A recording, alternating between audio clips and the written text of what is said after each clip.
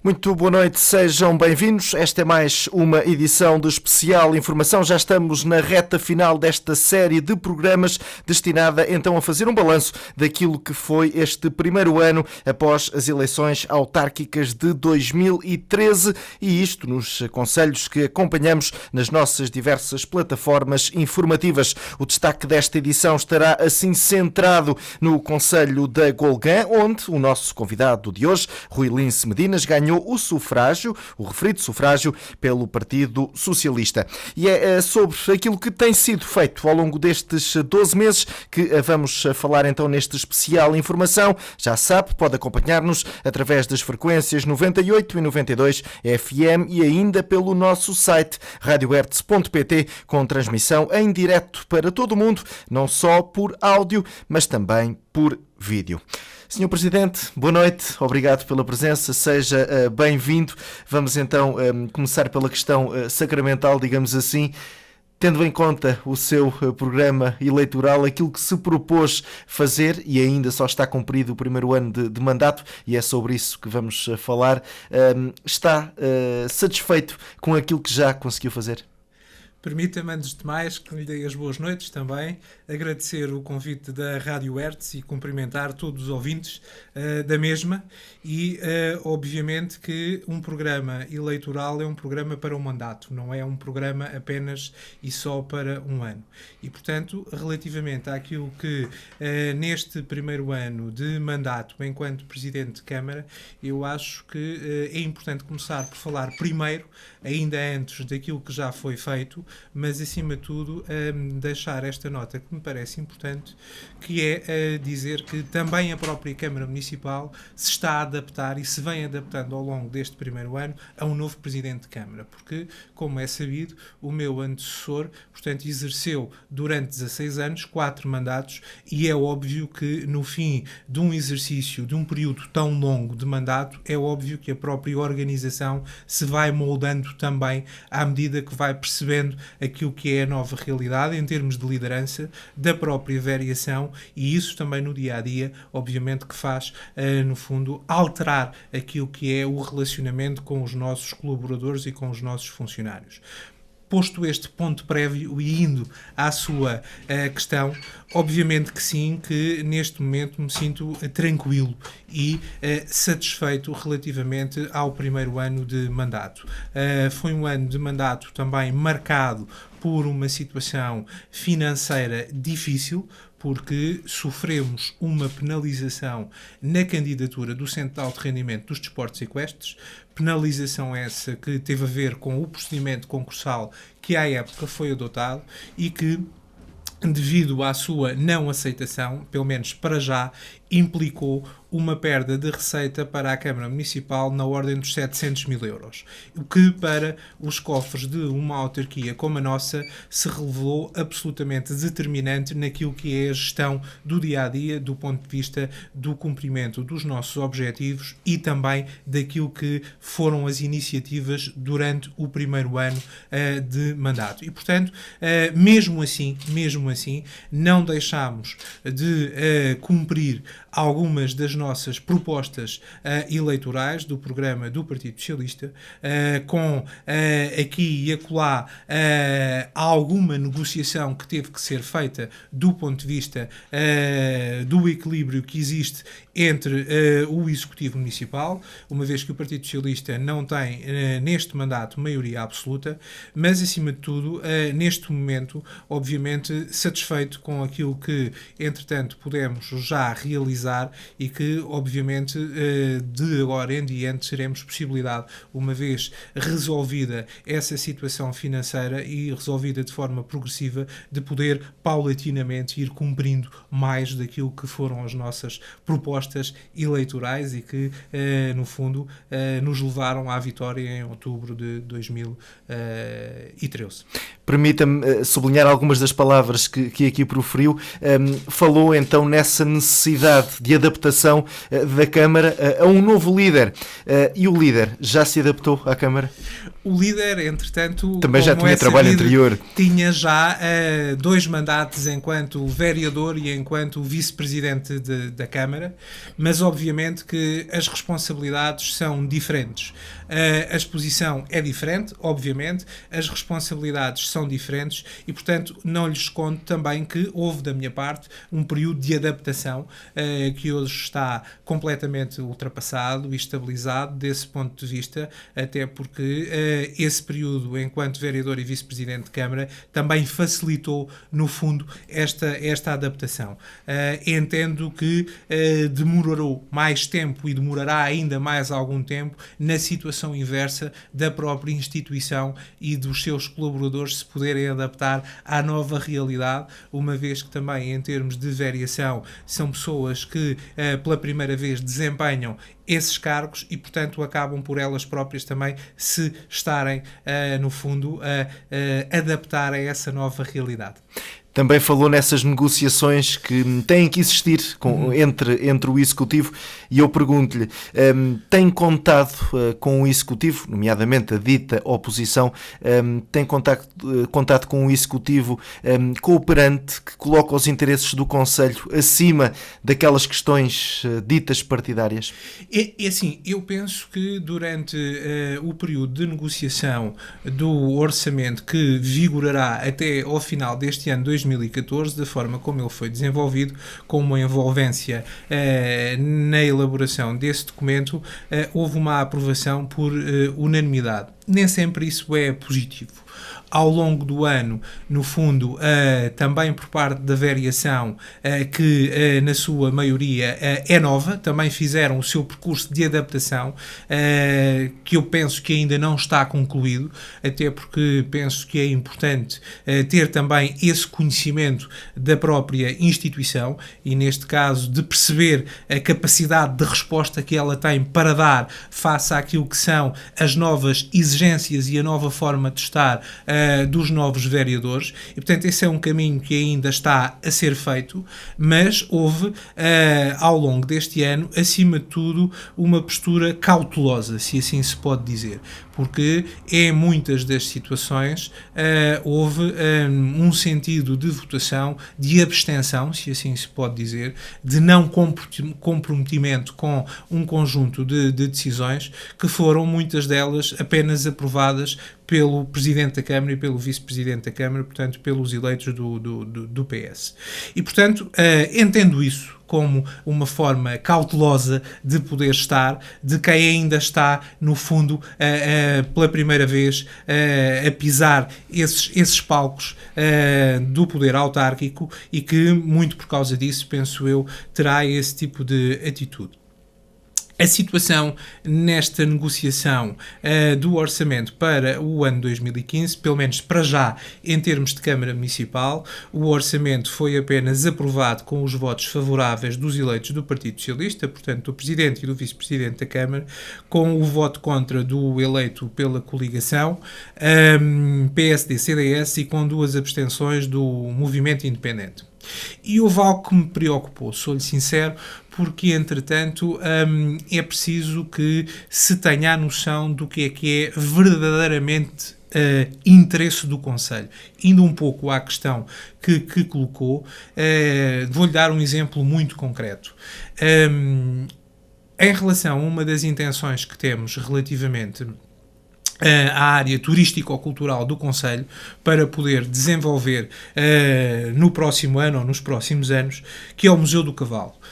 A Gulgueia é a capital do cavalo. O seu ex-libris é o cavalo. Portanto, faz sentido, até porque não existe e será único, que a Gulguem possa ter a ambição de ter um Museu do Cavalo.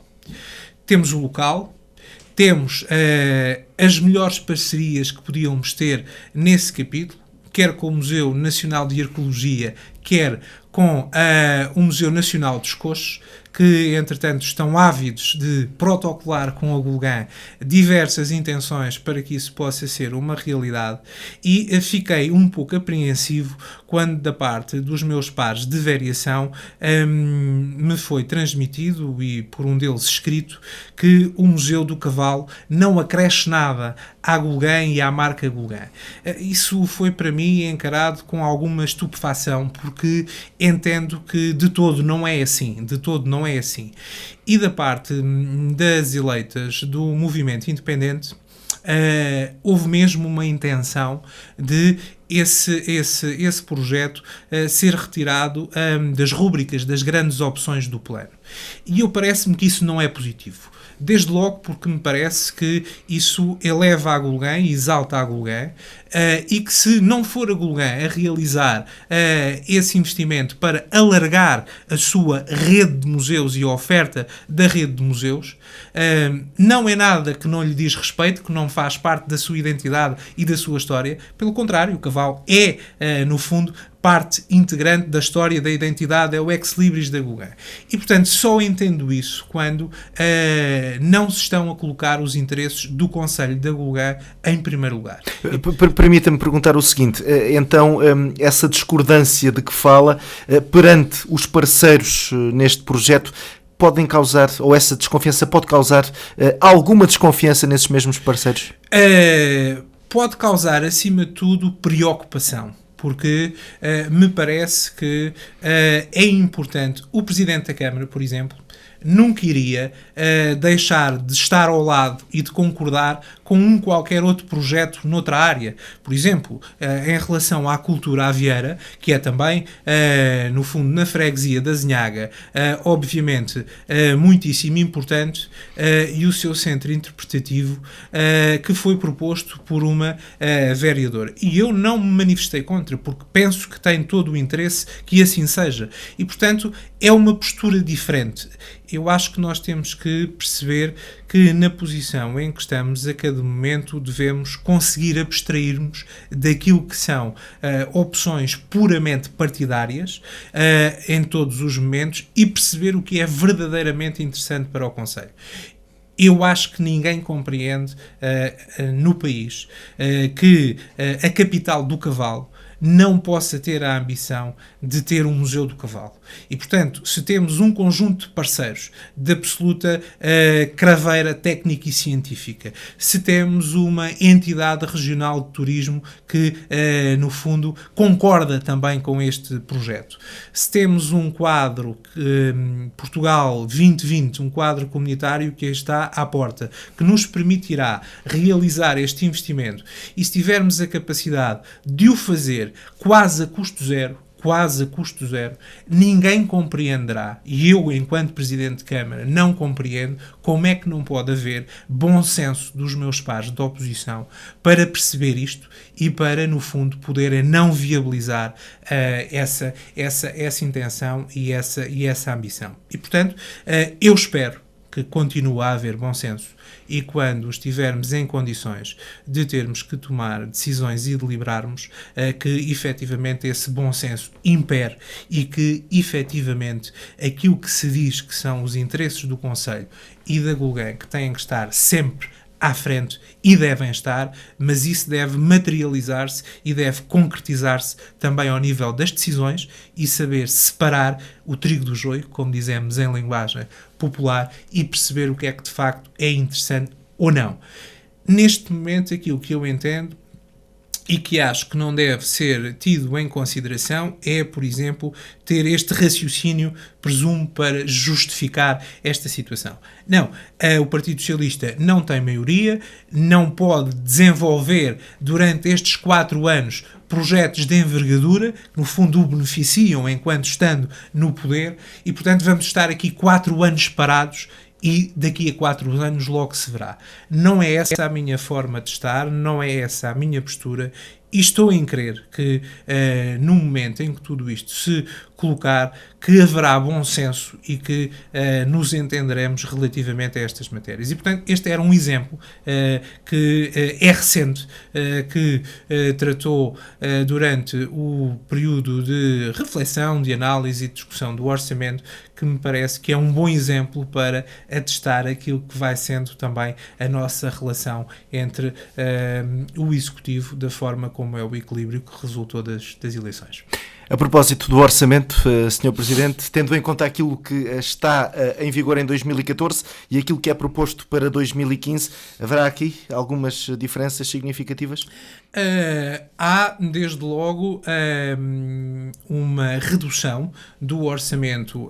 para 2015, na ordem dos 250 mil euros. Portanto, o orçamento de 2014 foi na ordem dos 7.750.000 euros. Portanto, este ano será um valor muito à volta dos 7 milhões e meio de euros. Portanto, essa redução que lhe referi, acima de tudo porque houve também um conjunto de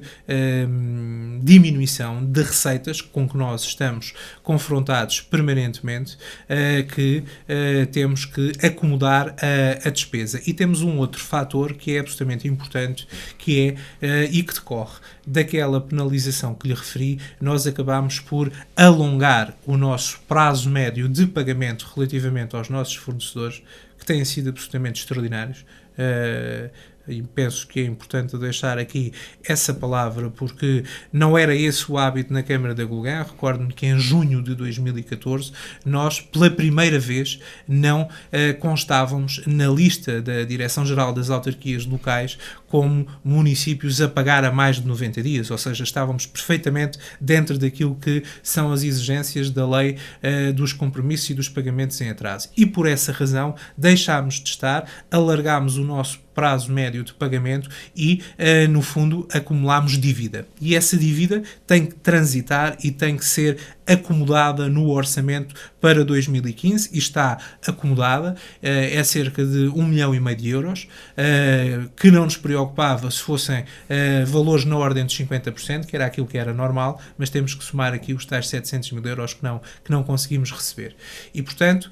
faz com que, por essas duas razões, o orçamento para o ano 2015 seja, acima de tudo, um orçamento que, não deixando de ter em conta os investimentos, e penso que lá iremos ao longo desta nossa entrevista, e de um conjunto de apoios sociais que dedicamos aos nossos municípios e outros que, entretanto, surgiram, um em particular, poderemos ter a oportunidade de falar dele daqui a mais algum tempo, mas que, acima de tudo, será de extremo rigor do ponto de vista daquilo que deve ser contenção da despesa. E, portanto, desse ponto de vista, está estruturado para ser um orçamento que terá que fazer face ao serviço da dívida que, entretanto, passará do ano 2014 para o ano 2015 e que terá também um enfoque muito particular na redução da despesa corrente para acomodar naquilo que é a realidade da nossa receita corrente, e é assim que temos que efetivamente fazer. Infelizmente, um pouco por todo o país, há registro para dificuldades, famílias em dificuldades. No Concelho de Gulgã, no ano que passou,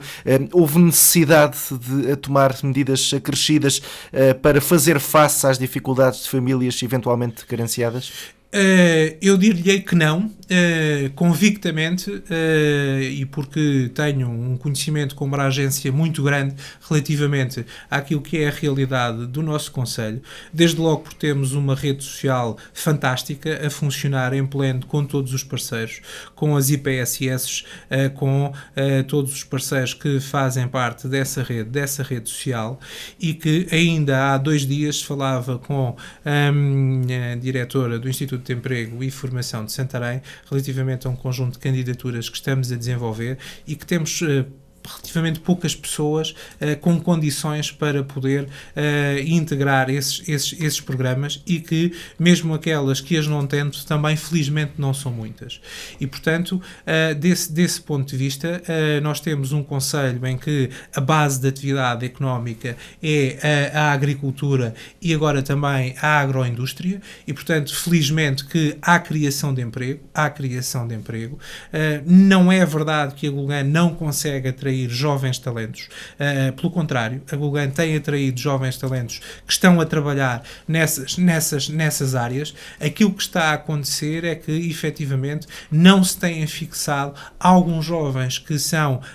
no fundo naturais do concelho da Gulbenkian, e que estas áreas de atividade não são tão apetecíveis e portanto eles têm que sair, mas são-no para outras áreas de atividade, e a Gulbenkian está a acolher essas pessoas e esses jovens. Mas, voltando um pouco mais diretamente à questão que me colocou, dir-lhe-ia que não temos, por exemplo, e não tivemos essa necessidade de, por exemplo, as cantinas escolares funcionarem em períodos de férias ou em períodos de Páscoa ou de Natal, e que isso revela que, no fundo, há um comportamento muito determinado de todas as pessoas que fazem parte da rede social, do ponto de vista da sinalização, nas escolas, e ainda acontece também. Ainda ontem, na reunião do Conselho Geral, fazíamos uma abordagem, também um conjunto de programas que temos no âmbito do projeto PERA, com a Segurança Social, da fruta escolar, e portanto que a autarquia vai colaborando com esses parceiros também para que algumas necessidades que existam sejam de imediato solicitadas e nós possamos dar resposta. Portanto, de uma forma global, com um conhecimento efetivo do Conselho, felizmente que o Conselho da Gulbenkian, nesse ponto de vista, com todas as medidas que tem implementadas, quer do ponto de vista de bens alimentares, do ponto de vista de apoios a estratos sociais desfavorecidos em matéria habitacional, do ponto de vista do apoio à educação com as bolsas de estudo e com as bolsas de mérito. E também, a partir deste final do ano de 2014, e essa foi uma medida que foi negociada entre o Partido Socialista e o eleito da coligação pelo CDS e pelo PSD, que tem a ver com o apoio à natalidade, porque ambas as candidaturas consideraram que o Concelho da Gulbenkian necessitava de uma medida nessa natureza, e necessita,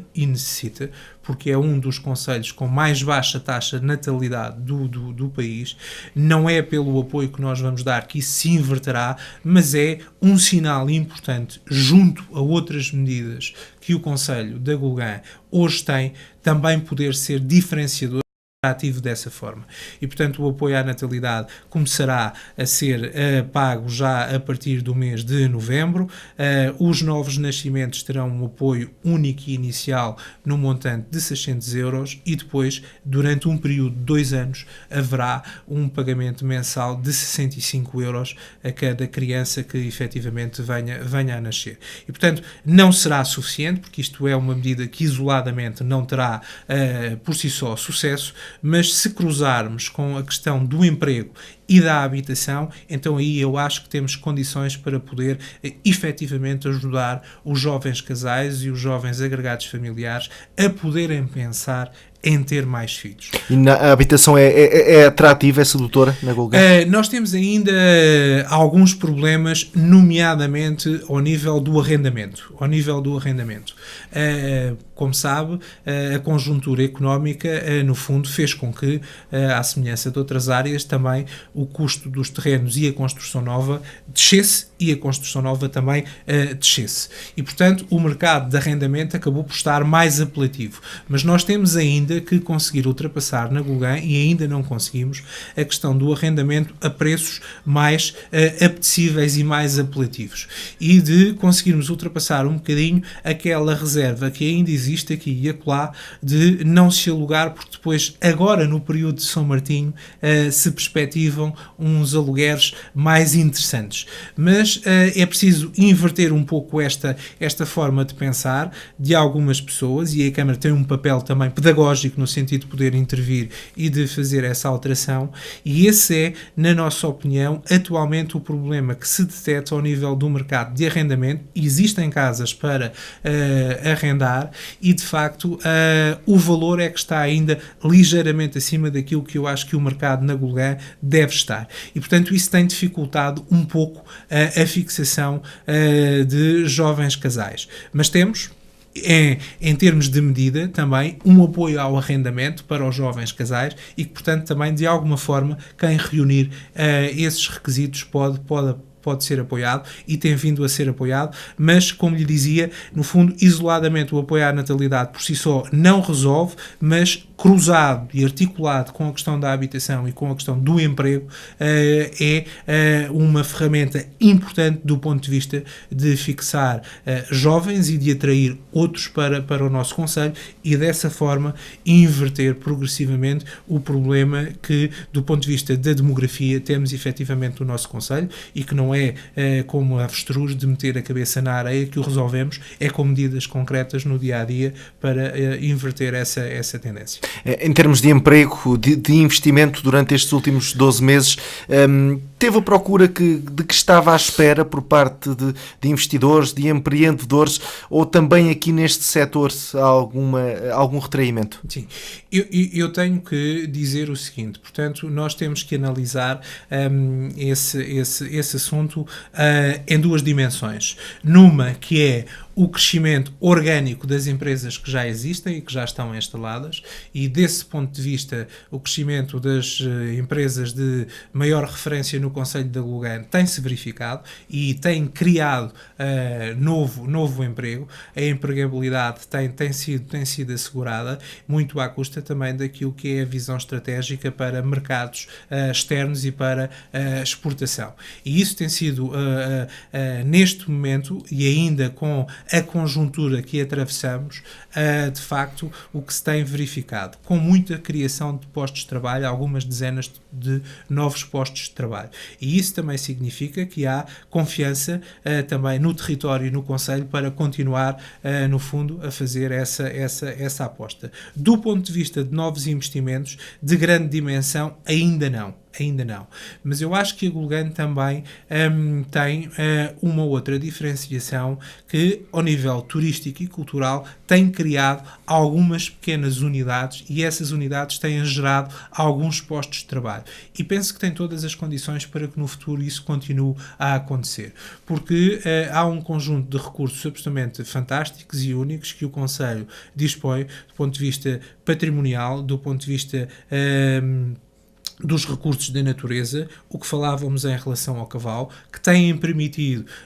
uma série de investimentos em alojamento e noutras empresas. Ainda agora acabou de se fixar uma nova empresa que tem ligação à animação turística, à organização de eventos.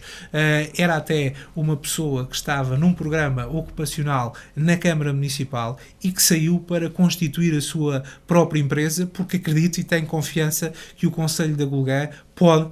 proporcionar essas oportunidades. E, portanto, ainda de forma algo lenta, mas há oportunidades para ir criando emprego em negócios e em áreas que não são as tradicionais como eram há uns anos atrás. E, portanto, estou absolutamente confiante que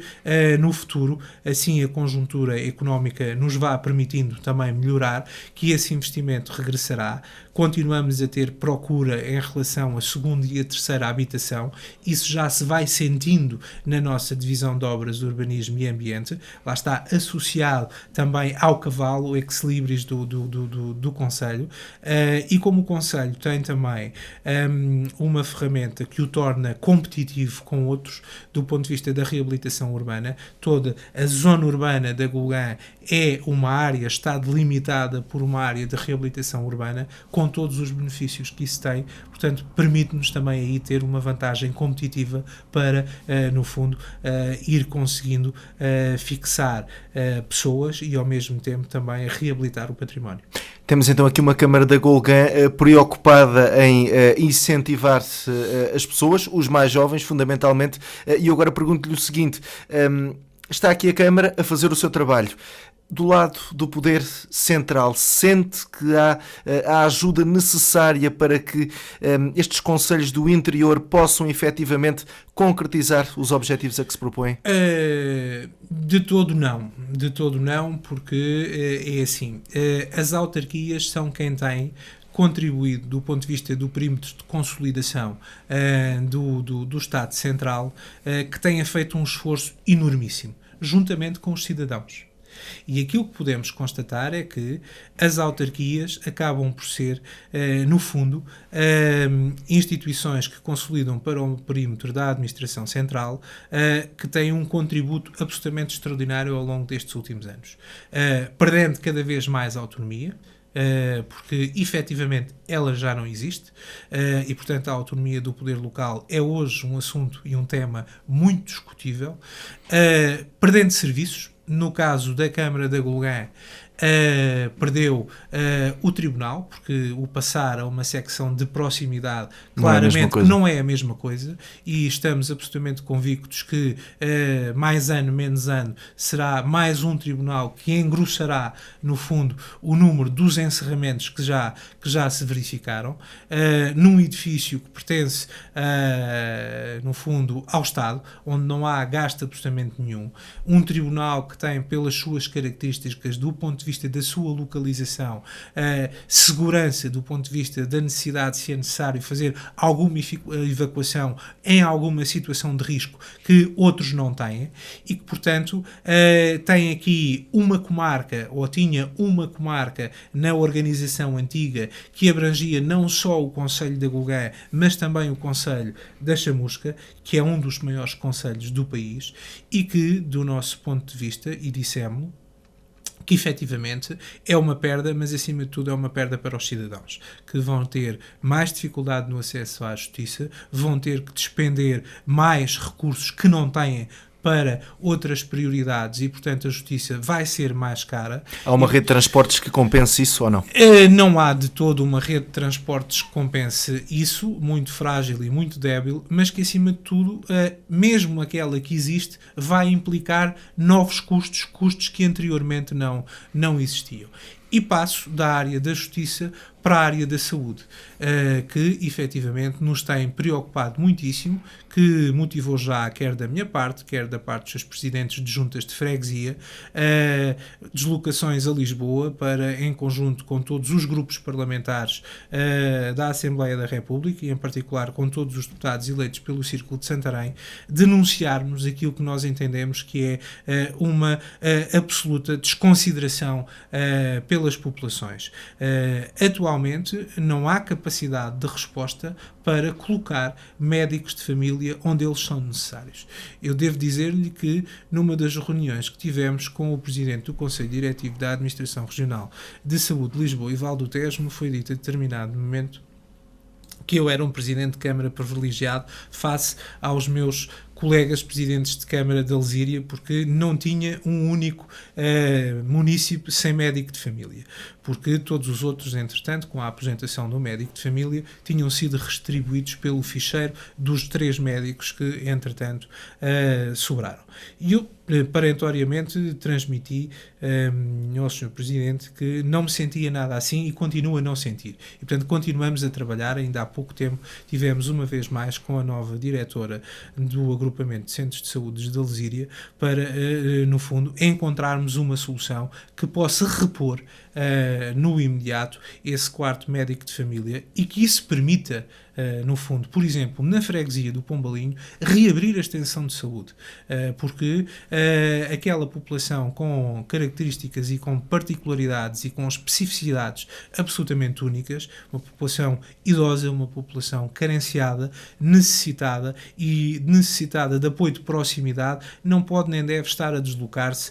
uma série de quilómetros para poder ter acesso a uma consulta. E a Câmara dotou, no seu orçamento para 2015, uma verba destinada à reabilitação da extensão de saúde precisamente para criar mais e melhores condições para que não exista, no fundo, o argumento que é por não haver condições físicas que os profissionais não se deslocam à freguesia. E atente-se e tome-se nota nisto. Apenas diminuiu um médico de família, não diminuíram pessoas da área administrativa nem da área de enfermagem. E pura e simplesmente a decisão que se tomou foi encerrar a extensão de saúde do Pombalinho. E portanto, aquilo que se quer fazer agora, e que esperamos que venha a ser breve, já temos por parte da ARS e da diretora executiva um acordo para que o receituário possa voltar ao Pombalinho, aqui com intervenção também e parceria da própria Junta de Freguesia, para onde pudermos, com os recursos que tivermos e em parceria, podermos aqui substituir-nos àquilo que deveriam ser competências e atribuições do Poder Central e que não são. Portanto, deixei aqui 2 exemplos claros daquilo que é, por um lado, as autarquias, e no caso da autarquia da Gulgã, que efetivamente continuamos a apostar no desenvolvimento, na qualidade de vida, no desenvolvimento económico também do concelho, investindo, criando condições para que as pessoas se fixem, para que os empresários se fixem, e, por outro lado, temos o Estado Central com uma visão redutora, acima de tudo economicista, e que vai encerrando serviços para que, no fundo, haja uma diminuição da nossa dívida. Mas o que constatamos, e os números, se forem interpretados de uma forma absolutamente imparcial, é que a dívida do país não tem diminuído, pelo contrário. E, portanto, o que é facto é que todo este conjunto de medidas vem, no fundo, em relação a algumas áreas do país, e nomeadamente a alguns concelhos do país, claramente que estar em direções opostas e em caminhos opostos àquilo que são as vontades e os desejos das autarquias e, no caso concreto, do Presidente da Câmara da Gulgã. Sr. Presidente, vamos aproveitar então esta reta final ainda para falar sobre alguns temas. Outro tema também fundamental é a educação. O que é que foi feito durante estes últimos meses nesta matéria? Acima de tudo, nós privilegiamos sempre e continuamos a privilegiar um relacionamento muito, muito próximo com o agrupamento de escolas da Gulgã, Azinhaga e Pombalinho. E, portanto, no fundo, nós temos uma rede de equipamentos, felizmente, que é uma rede de equipamentos nova, reabilitada. Conseguimos que, efetivamente, mais um ano, e essa é uma terceira área, ainda bem que toca nela, porque mais um ano conseguimos também, juntamente com a Junta de Freguesia do Pombalinho, conseguir que houvesse autorização especial de funcionamento para a escola do pré-escolar e do primeiro ciclo na freguesia do Pombalinho. E, portanto, porque se nós não, no fundo, mobilizarmos as nossas vontades no sentido de contrariar aquilo que são estas decisões por parte da tutela, perdemos o tribunal, perdemos a extensão de saúde, poderíamos perder, no fundo, o pré-escolar e o primeiro ciclo e, no fundo, estamos a contribuir para esvaziar totalmente aquilo que são as nossas freguesias e os serviços de proximidade que elas devem ter e, portanto, a trabalhar completamente ao contrário para aquilo que deve ser a fixação de pessoas. E, portanto, isso foi um ganho, claramente, em que me deu pessoalmente a mim também muita satisfação que pudéssemos ter conseguido. E, portanto, do ponto de vista do nosso relacionamento com o agrupamento, tudo aquilo que são projetos que efetivamente nós possamos estar envolvidos, estamos, quer do ponto de vista da alimentação, quer do ponto de vista do apoio psicológico, quer agora do ponto de vista, que foi uma situação que ainda ontem se colocou na reunião do Conselho Geral, vamos ver se temos possibilidade para o fazer, relativamente ao primeiro ciclo e à disciplina da matemática, de podermos ter, através da Câmara Municipal, diretamente, ou se não for diretamente, em parceria com a Associação de Pais e encarregados de educação do agrupamento, uma participação para podermos ter mais horas de presença de um professor que possa vir ajudar também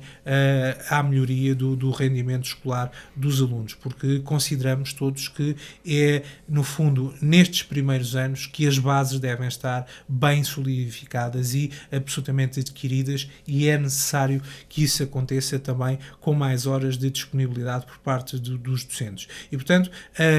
esse relacionamento é muito próximo, é total, e eu penso que a autarquia tem dado sinais absolutamente importantes de que de facto está com o agrupamento nisso mesmo, e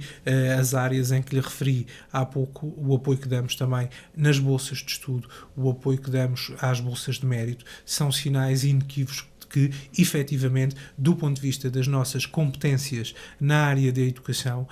que as concretizamos e que as executamos, no fundo, conferindo meios para que os nossos jovens, os nossos adolescentes e as nossas crianças tenham um ambiente escolar com todas as condições, não direi que serão as ótimas, e às vezes há exigências que não fazem sentido absolutamente nenhum, mas todas as condições que sejam necessárias e suficientes para que o desempenho escolar possa ser bom e possa ser de sucesso. E, portanto, continuaremos a fazê-lo, e um sinal importante de que assim é, o próprio Presidente de Câmara passou a ser também o responsável pelo pelour da educação e, portanto, confere também essa proximidade ao agrupamento e àquilo que são as medidas que são necessárias desenvolver. Muito bem, passemos para 2015 em traços gerais. Muitos dos presidentes que por aqui têm passado dizem que não haverá espaço para grandes obras, mas sim para pequenas intervenções que podem fazer toda a diferença na vida dos municípios. E o Presidente da Câmara da Golgã, o que é que tem previsto? Eu penso que a esse nível o que se nos pede, com a nossa perda de autonomia, a nossa dificuldade em contratar, em recrutar, aquilo que são as passagens de competências da administração central para o poder local, muitas delas não acompanhadas ou acompanhadas insuficientemente de recursos financeiros para as poder, no fundo, exercer na plenitude, fazem com que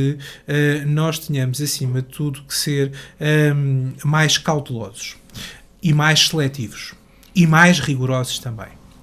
Mas acho que não podemos perder a ambição de poder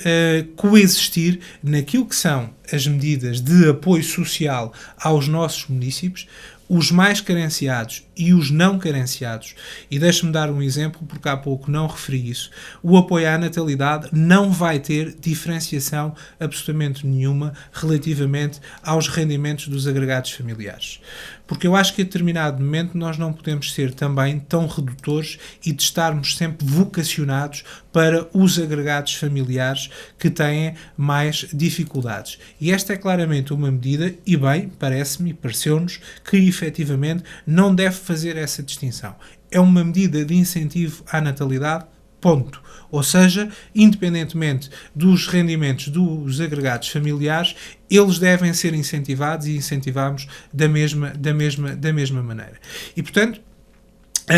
voltando a centralizar-me na sua questão, o que eu acho é que, não perdendo nunca aquilo que devemos, no fundo, alocar como recursos para os apoios sociais, porque esses são prioritários, não devemos deixar de ter a ambição de conseguir continuar a investir em cultura, de continuar a investir em turismo, de continuar a investir naquilo que nos diferencia e que ao mesmo tempo nos pode dar vantagem competitiva. O que é que eu quero dizer com isto? É um exercício que não é fácil e cada vez é menos fácil, mas nós temos que ter criatividade para conseguir encontrar formas de financiar aquilo que é a parte não comparticipada por via do Portugal 2020 ou de outro tipo de programas de apoio. E é isso que hoje eu acho que é importante que os autarcas e que o Presidente de Câmara possa também ter sempre presente. Nós hoje não temos a mesma disponibilidade de recursos que tínhamos há uns anos atrás. Há uns anos atrás era fácil fazer obra, era fácil concretizar obra. Hoje em dia não é nada fácil fazer obra, e até porque no Concelho de Agulgã nós não temos necessidades de fazer obra do ponto de vista estrutural, porque entretanto a fizemos ao longo destes últimos 20 anos e portanto ainda temos no fundo tudo isso a funcionar em pleno, mas temos novas ambições, obviamente que temos. E portanto desse ponto de vista está a desenrolar-se uma obra na freguesia da Azinhaga, que é a reabilitação das margens do Rio Almonda, que tem financiamento assegurado ainda pelo quadro comunitário anterior, pelo CREN, em que a parte não comparticipada está absolutamente ao abrigo daquilo que será também um empréstimo para o âmbito da realização de investimentos no âmbito do quadro comunitário, e aí o financiamento para a obra está praticamente assegurado a 100%, e todas as outras obras que nós, entretanto, tenhamos como intenção, o Museu do Cavalo, o Museu do Carro de Cavalos, a Casa Museu Manuel dos Santos, no âmbito daquilo que é a tauromaquia, uma figura ímpar da Agulgã relativamente à Casa Museu. São ambições que eu acho que o Presidente da Câmara de Agulgã e o Executivo da Câmara de Agulgã não deve deixar de ter. Falei-lhe também no início, no Centro Interpretativo da Cultura Avieira. São as nossas raízes, é a nossa história, é a nossa tradição, e eu acho que isso tem um conjunto enormíssimo de vantagens se nós soubermos e conseguirmos qualificar esses recursos, estruturar esses recursos e, do ponto de vista turístico ou cultural, os conseguirmos promover, os conseguirmos divulgar e trazer públicos para o Concelho de Agulgã. Isso trará um conjunto enorme de oportunidades, e penso que um projeto que, entretanto, está numa fase de desenvolvimento maior, que é a Associação Rota do Cavalo e do Ribatejo, que envolve um conjunto de parceiros no âmbito da restauração, no âmbito do alojamento, a própria autarquia, associações ligadas ao turismo equestre, ou seja, um conjunto de parceiros que podem e devem desenvolver essa atividade de promoção de todos os recursos que o Concelho tem, e são muitos em diversas áreas. Portanto, não tenho essa perspectiva e essa visão redutora que não devemos ter ambição de concretizar novos projetos. Penso, é assim, de uma forma séria, realista, rigorosa, de sermos criativos do ponto de vista de encontrarmos soluções de financiamento, de termos contenção naquilo que é a despesa corrente do ponto de vista do que é acessório e do que é desperdício, até ao limite de não comprometermos a qualidade do serviço que prestamos às pessoas, e não devemos ter receio. E não devemos ter receio de, quando é necessário, também ter que fazer as pessoas pagar alguns serviços. Porque, como diz o bom português, sem ovos não fazemos omeletes, e é bem verdade. Nós, sem receita, não conseguimos também proceder a um conjunto de despesa e realizar um conjunto de serviços. Deixe-me dar um exemplo. Em relação àquilo que são serviços essenciais como a água, o saneamento e os resíduos, nós vamos alterar a nossa estrutura tarifária relativamente à prestação de serviços da água, do saneamento e dos resíduos. Não só por aquilo que nos impõe a Lei das Finanças Locais, que os serviços têm que ser sustentáveis, agora também a autoridade e a entidade reguladora da água, do saneamento e dos resíduos, a ERSAR, nos veio impor alterações a esse nível, mas mesmo assim, com a alteração da estrutura tarifária, o Concelho de Agulgã, que faz a gestão do seu sistema com autonomia, quer em alta, quer em baixa, continuará a ser o Concelho que terá estes serviços a um preço mais acessível comparativamente a todos os concelhos que estão integrados noutros